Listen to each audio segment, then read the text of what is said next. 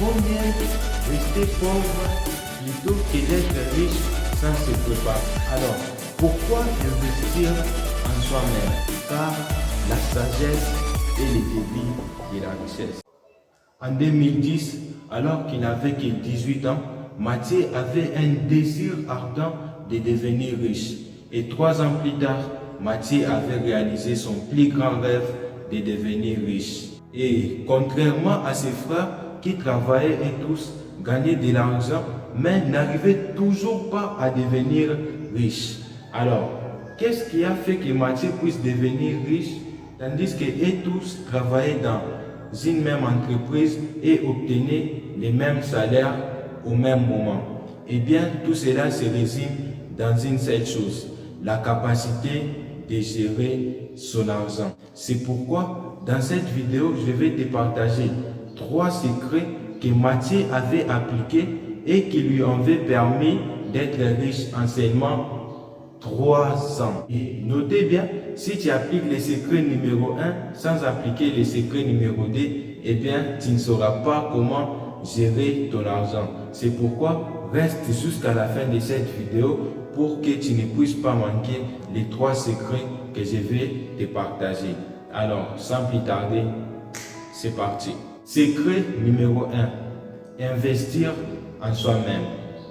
Un riche peut te donner 1000 $, 2000 $, 3000 $ et voire même 4000 $ si tu les veux. Mais si tu n'as pas une base solide sur l'éducation financière, eh bien, tu ne seras jamais riche.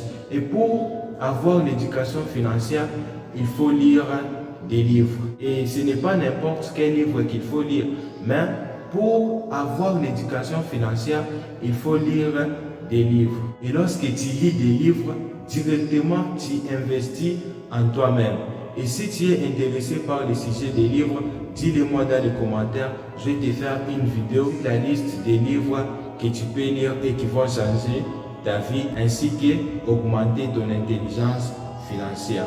Il y a une citation qui dit « Vaut mieux rester pauvre plutôt que d'être riche sans se préparer ». Eh bien, cette citation, je l'aime beaucoup parce qu'elle dit beaucoup. Vaut mieux rester pauvre plutôt que d'être riche sans se préparer. Cela signifie qu'avant que tu puisses acquérir beaucoup de richesses, tu dois te préparer mentalement. Tu dois avoir un état d'esprit d'une personne riche. Et pour avoir cet état d'esprit, il faut lire des livres. Et la meilleure façon de se préparer pour devenir riche, il faut lire des livres sur l'entrepreneuriat ainsi que sur le business. Alors, pourquoi investir en soi-même? On a toujours dit, le seul endroit où le succès vient avant le travail, c'est en lisant des livres. Donc, lorsque tu lis des livres, je te rassure que c'est le premier pas vers la richesse. Cela me rappelle un jour où une fille m'avait posé la question pour savoir pourquoi est-ce que tu passes la majorité de ton temps à lire. Eh bien, j'ai réfléchi une minute et je lui ai répondu. Selon toi, en Afrique, on peut compter combien de pourcentages pour les riches et combien de pourcentages pour les pauvres? Elle m'a répondu, eh bien, je ne sais pas trop les pourcentages pour les riches ainsi que les pauvres, mais je sais qu'il y a beaucoup de pauvres que de riches. J'ai pris la parole et je lui ai dit, est-ce que tu sais pourquoi est-ce qu'il y a beaucoup de pauvres que de riches? Elle m'a répondu non. Tu peux me dire pourquoi? Eh bien, je lui ai dit, tout cela se résume dans une seule phrase. Et cette phrase, c'est que les riches ont une petite téléviseur ainsi qu'une grande bibliothèque, tandis que les pauvres ont une grande téléviseur et une petite bibliothèque. Alors, si tu voulais devenir riche, diminue le temps que tu passes pour te distraire et investis en toi-même en lisant des livres, car la sagesse est le début de la richesse. Secret numéro 2, contrôler ses dépenses. J'aimerais te parler d'un livre qui m'a beaucoup marqué et qui a changé ma vision de l'argent. Eh bien, avant que je puisse lire ce livre-là, j'étais une personne qui dépensait de l'argent, je voyais de l'argent comme un instrument qui était là pour être dépensé. Et à chaque fois que je marchais, si je vois un truc qui me plaît, et j'étais obligé de payer ce truc-là.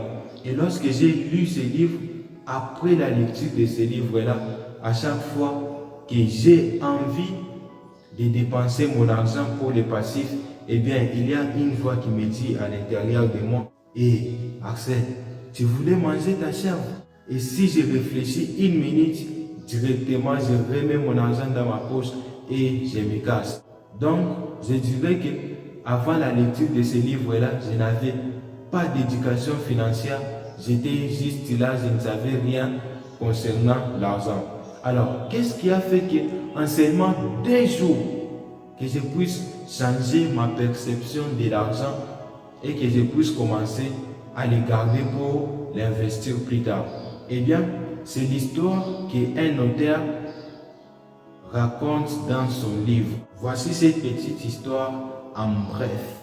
Il s'agissait de 2 chèvres qui ont été distribuées par des mamans qui étaient pauvres. Et ces 2 chèvres-là ont été distribuées à la mort de leur mari qui était un polygame.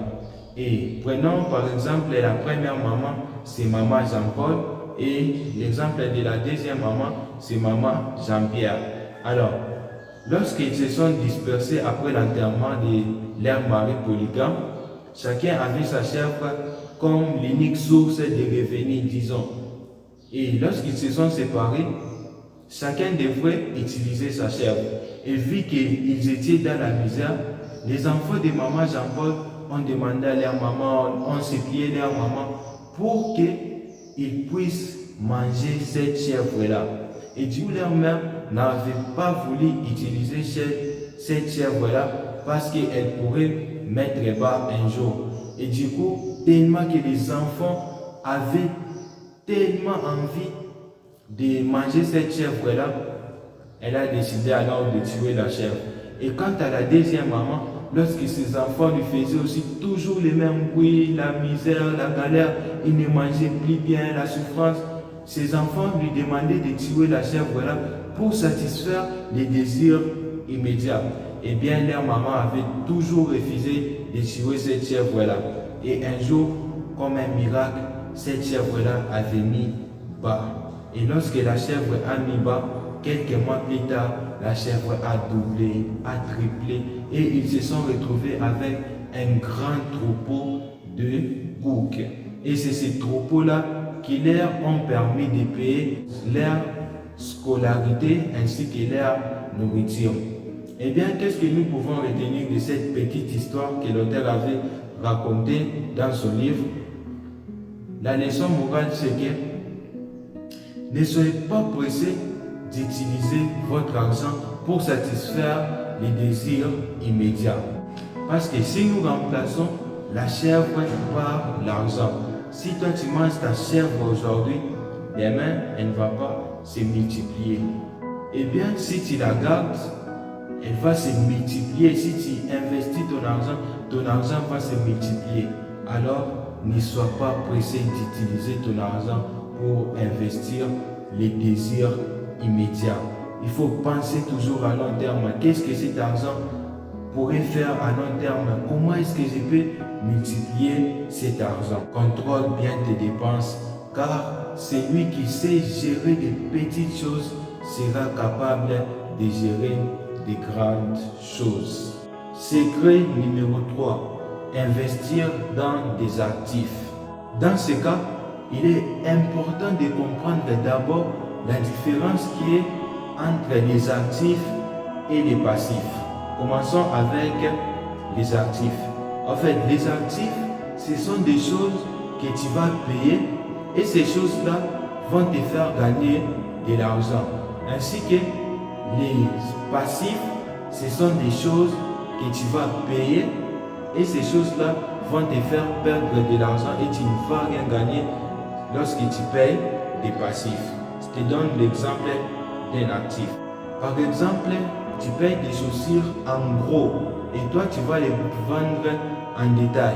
Donc tu payes des chaussures à 10 dollars et toi tu vas les revendre à 12 dollars. Et si tu vends 10 chaussures, déjà tu vas accumuler une somme de 120 dollars, donc tu auras le bénéfice de 20 dollars. C'est ça les actifs. Tandis que les passifs, c'est genre tu payes un terrain, tu construis une maison et lorsque tu construis cette maison et toi tu viens, tu habites à l'intérieur avec tes enfants, avec ta famille et dans ce cas tu ne vas rien gagner en investissant dans les passifs. Donc concentre-toi sur les actifs et gère bien ton argent. Parce que c'est lorsque tu te concentres sur les actifs que tu vas bien gérer ton argent et que tu vas devenir riche. Parce que c'est ça même les secrets que Matthieu avait mis en pratique pour devenir riche. Il s'est concentré sur les actifs. Et toutes choses qu'il payait avec son salaire, lui, ça lui rapportait de l'argent. Tandis que ses frères, toutes les choses qu'ils payaient avec leur salaire, leur faisaient perdre de l'argent. Donc, c'était les passifs. Alors, apprends à investir ton argent dans les actifs. Je viens de te partager 3 secrets qui vont t'aider à bien gérer ton argent et à devenir riche. Secret numéro 1, investir en soi-même. Secret numéro 2, contrôler ses dépenses. Secret numéro 3, investir dans les actifs. Rendez-vous la semaine prochaine où je vais te faire une vidéo sur la liste des livres à lire qui vont t'aider à changer ta vie. Sans plus tarder, c'était Axel Bin. Ce que vous voulez que les hommes fassent pour vous, faites-les de même pour eux. Ça, c'est la règle d'or.